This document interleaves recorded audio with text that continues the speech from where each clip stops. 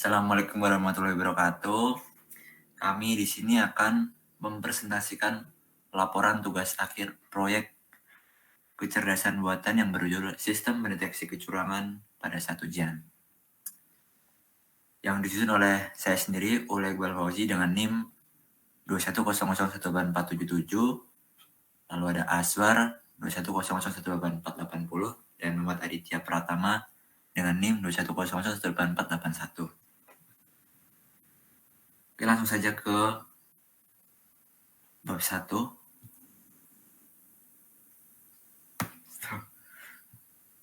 Latar belakang. Sistem pendidikan saat ini dihadapkan pada tantangan yang serius terkait dengan kecurangan ujian. Fenomena ini bukan hanya terjadi di tingkat sekolah dasar atau menengah, tapi juga di perguruan tinggi dan institusi pendidikan tinggi lainnya.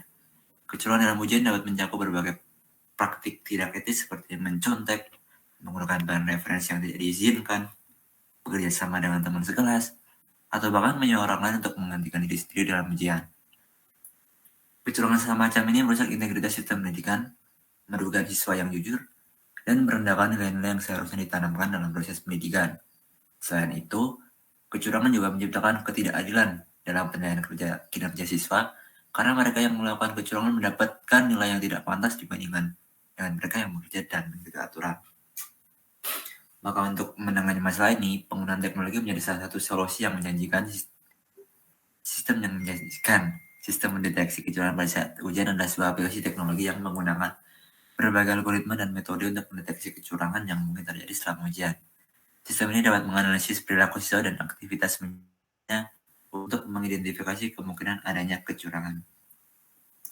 Namun orang yang membuat aplikasi ini karena pada saat hasil ujian banyak sekali peserta sanksi plagiarisme atau kecurangan, namun faktanya banyak sekali peserta yang tidak terima akan sanksi tersebut, dikarenakan mereka tidak melakukan kecurangan saat ujian berlangsung.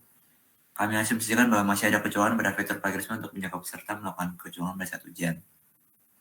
Maka dari itu kami membuat aplikasi yang lebih sempurna dan membuat fitur plagiarisme yang lebih sempurna. Basis pengetahuan. Basis pengetahuan yang digunakan pada judul sistem mendeteksi kecurangan pada saat ujian ini yaitu mencakup beberapa konsep dan teknologi terkait, antara lain sistem pendidikan. Hal ini mencakup prinsip dan praktik pendidikan termasuk tujuan pendidikan, penilaian siswa, dan perlunya menjaga integritas akademik dalam proses pendidikan. Lalu B, kecurangan dalam ujian.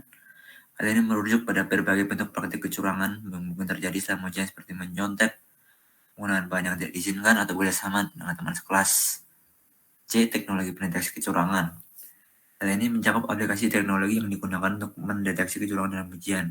Teknologi dapat melibatkan penggunaan algoritma dan metode analisis data untuk mengidentifikasi pola dan perilaku mencurigakan yang mungkin menunjukkan adanya kecurangan. Lalu analisis perilaku siswa.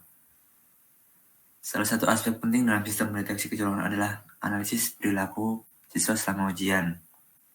Ini melibatkan pemantauan dan pengembangan data terkait perilaku siswa selama ujian.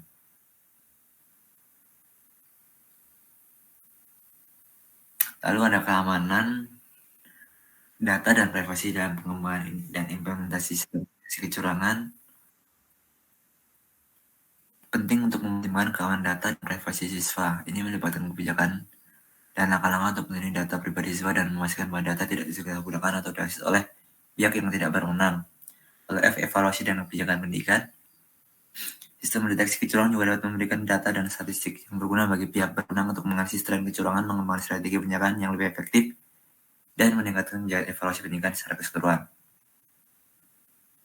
Lalu ada konsep, ada pengertian sistem sendiri, yaitu menurut Susanto pada tahun 2013 bahwa sistem adalah sebuah rangkaian prosedur formal di mana data dikelompokkan, diproses menjadi informasi dan diresmikan kepada pemakai. Kemudian menurut Sutarman, menjelaskan bahwa sistem adalah kumpulan elemen yang saling berinteraksi dalam kesatuan dan menjalankan suatu proses penjualan tujuan utama.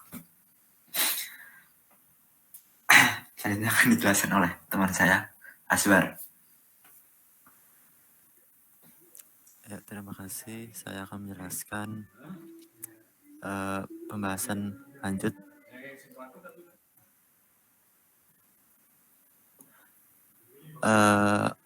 Selanjutnya yaitu pengertian deteksi. Menurut Tita 2017. Deteksi adalah suatu proses untuk memeriksa atau melakukan pemeriksaan terhadap sesuatu dengan menggunakan cara dan teknik tertentu. Yang ketiga, pengertian kecurangan dalam ujian. Kecurangan dalam ujian adalah masalah besar di bidang akademik. Melakukan kecurangan dalam ujian adalah salah satu bentuk penodaan terhadap fungsi dari pembelajaran akademis beserta integritas dari hasil pemahaman seorang akan suatu topik tertentu. Kecurangan dilakukan alasan tekanan teman atau membantu teman atau soal yang dilodokan dan terlalu sulit. Dari Singh dan Tambushi 2016. Kecurangan juga bisa disebabkan oleh orang tua yang menginginkan anaknya yang mendapatkan nilai bagus, namun anak tidak bisa dan akhirnya melakukan kecurangan. Dari Bible 2016. Selanjutnya pengertian web.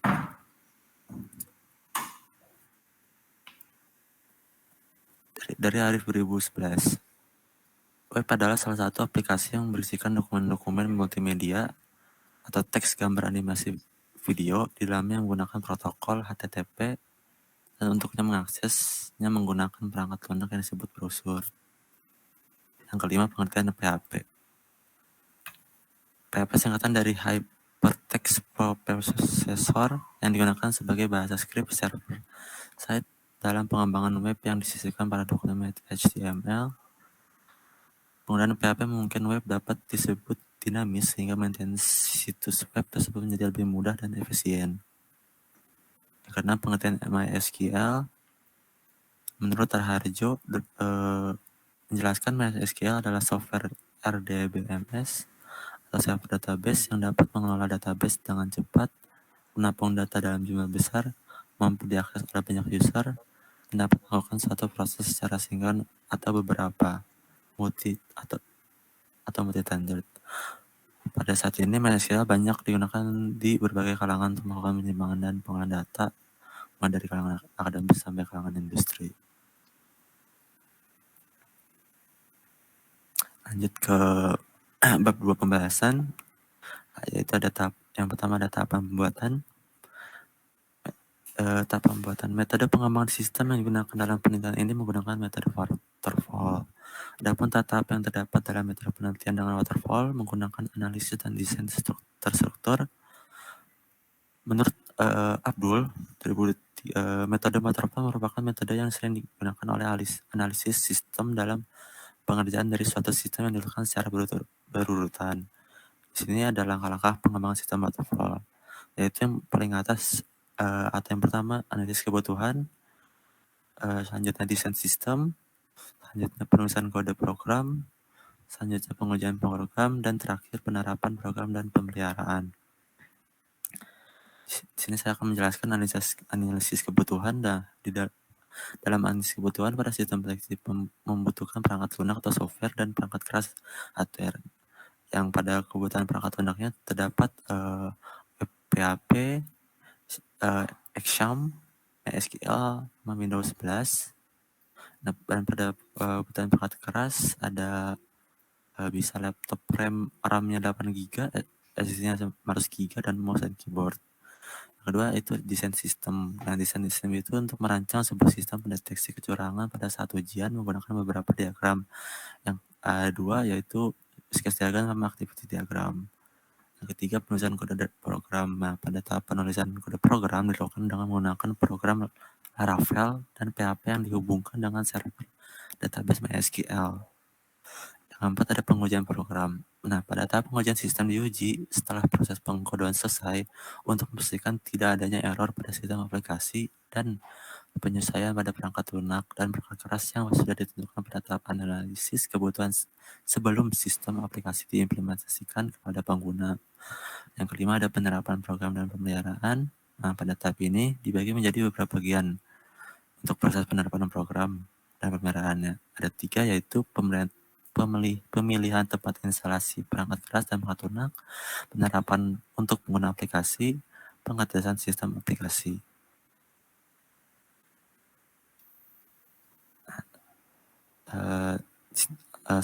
Lanjut ke desain sistem. Di desain sistem ada use case diagram.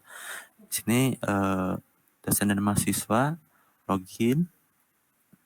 Para dosen menginput data mahasiswa Dan pada mahasiswa, pertama mereka menerima soal ujian, mengaktifkan para dosen mengaktifkan bank soal dan mengaktifkan protek. Terus dosen juga mengatur ruang ujian dan mahasiswa menerima ruang ujian. Lanjut ke activity diagram, dosen login dan mahasiswa juga login. Jika berhasil, kedua tersebut masuk ke menu dashboard. Pada dosen, dia mengupload soal dan mengirim soal ke siswa. Dan dosen selanjutnya mengaktifkan protek dan mengatur ruang ujian. Setelah itu, maka siswa bisa menerima ruang ujian dan mengerjakannya.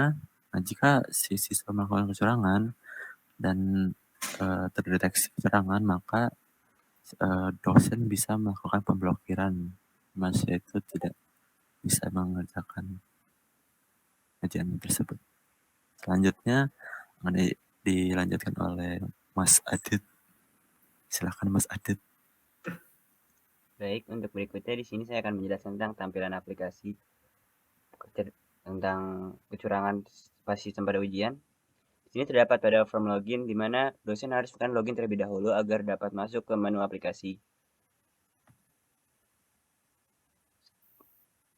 Setelah masuk ke dalam form login, kemudian dosen akan masuk ke dashboard yang hanya menampilkan total data mahasiswa, total data mahasiswa mengikuti ujian, dan total data mahasiswa melakukan kecurangan.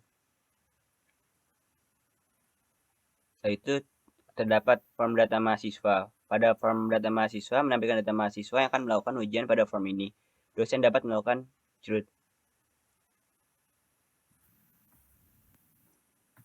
Kemudian terdapat form bank soal. Pada form ini terdapat beberapa mata kuliah yang akan diujikan oleh dosen dapat melakukan curut pada form ini.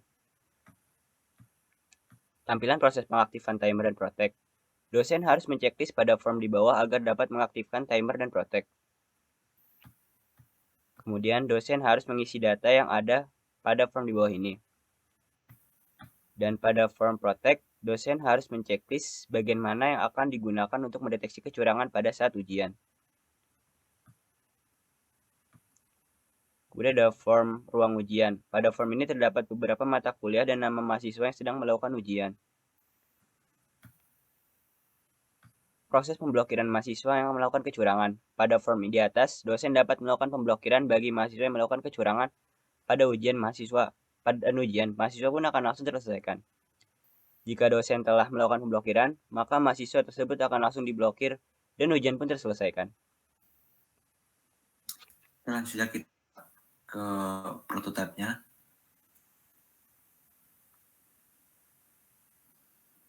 Oke, langsung saja ke prototype. Di sini saya akan share screen.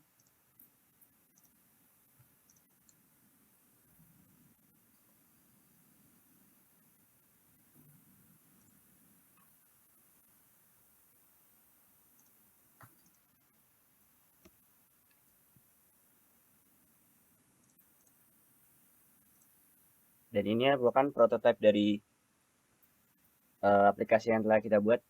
Ini kan form login, di mana dosen akan menginput username dan password. Satu klik login. Ini merupakan tampilan pertama setelah dosen login, yaitu terdapat dashboard. Di sini terlihat ada total mahasiswa yang mengikuti ujian, dan total mahasiswa yang berwujud kecurangan.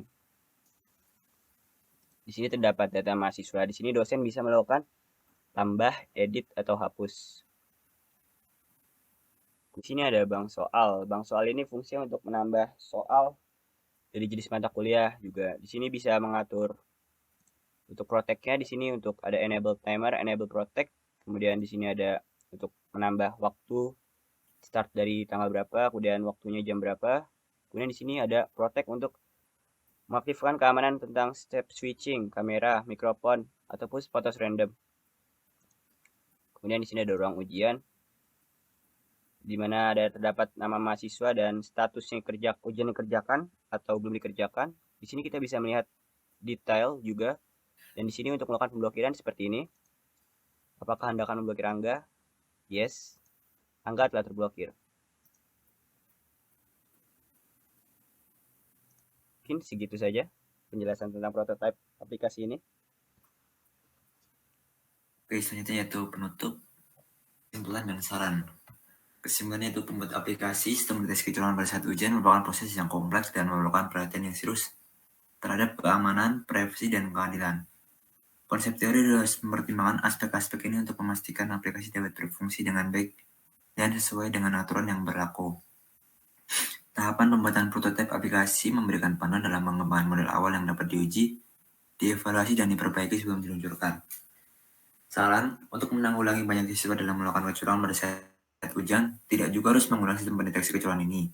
Bisa juga dengan melakukan penyusunan soal yang lebih mendalam, seperti membuat soal ujian yang memerlukan pemahaman konsep secara mendalam dan kemampuan analisis tingkat tinggi, akan mengurangi peluang peserta ujian untuk mencontek atau menggunakan bahan referensi, dan tentu saja dapat mengurangi siswa dalam melakukan kecurangan. Sekian dari kelompok kami. Bila banyak salah maupun kurang, kami mohon maaf. Assalamualaikum warahmatullahi wabarakatuh.